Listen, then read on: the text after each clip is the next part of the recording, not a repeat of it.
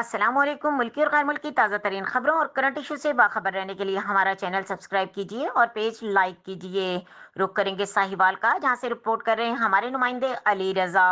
شہر کے کاروباری عوامی حلقوں کو درپیش مسائل کے حل کے لیے مرکزی انجمن تاجران کی تشکیل نو مقامی ریسٹورنٹ میں منعقد ہوئی، جس میں نئے عہدیداران کا انتخاب ایک سال کے لیے عمل میں لایا گیا۔ تقریب میں مرکزی انجمن تاجران کے سرپرست سرور جتالہ شیخ اعجاز رضا نعیم شیخ کے ساتھ تاجروں کی کثیر تعداد میں شرکت۔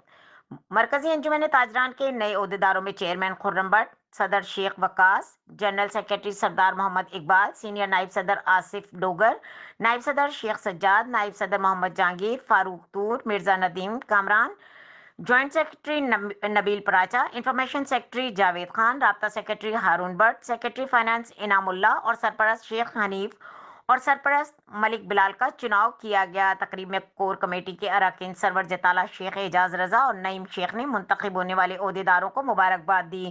کور کمیٹی کے ممبران نے تقریب کی اختتام پر مرکزی انجمن تاجران نو منتخب عہدیداران کو سرٹیفکیٹ اور فلارز پیش کیے۔